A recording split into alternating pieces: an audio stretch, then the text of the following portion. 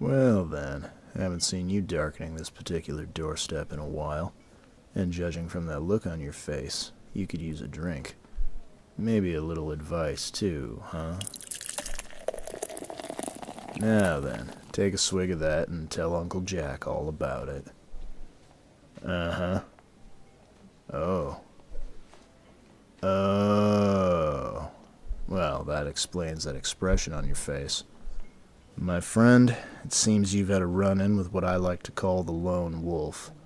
They're mysterious, spend a lot of time in the corners of the bar, never take down their hoods, and they tend to go off on their own without much warning. Problem is, they aren't much in the way of team players. Worse, they often leave you holding the baby in terms of angry guild masters, jilted lovers, and people looking to cash that bounty that's now on your head. If you find yourself stuck with a lone wolf, though, here's some tips I'd recommend keeping close to your heart.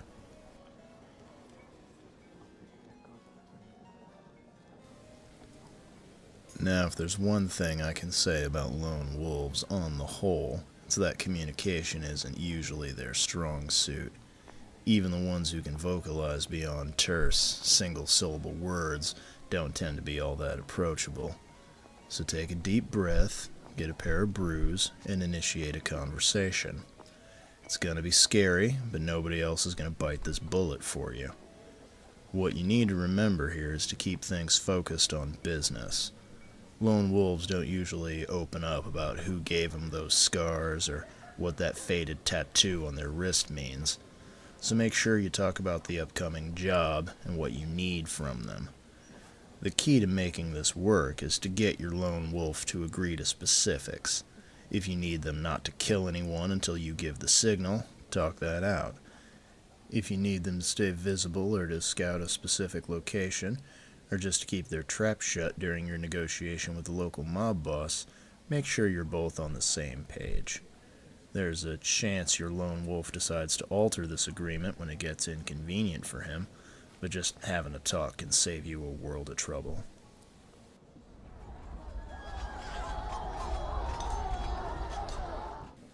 Lone wolves have their own agenda, and it tends to take precedence over whatever mission they happen to be on with you. What you need to do is make sure that you and your lone wolf have a common interest, and that you're walking the same road, so to speak. As an example, say your lone wolf is on a quest for vengeance, which is a pretty safe bet.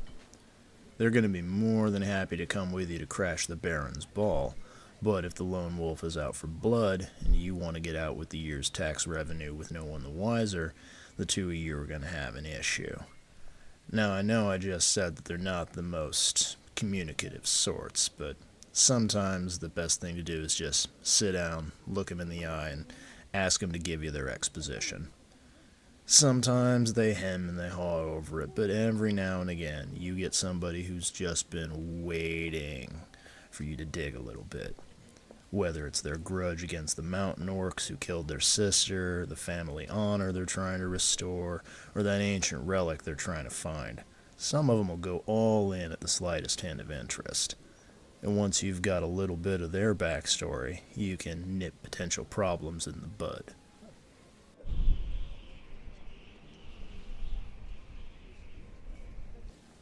If you've tried the first two steps and you haven't built up any rapport with your lone wolf, my advice is to just back off and let them do their thing.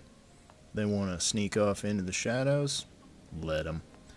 They want to run off into the stronghold, sword swinging, deviating from the plan you all put together? Not a problem. Just remember, you're under no obligation to save them from the consequences of their own actions. If your truculent ranger runs off to kill the Duke to settle an old grudge, and the rest of you didn't agree to be part of that particular job, turn him into the guard and reap the reward when he shows up with a bloody sword looking to hide out for a couple of days. If your rogue who insists on going solo disappears into the shadows and doesn't tell the wizard where he'll be, start dropping fireballs to teach him an important lesson about communication.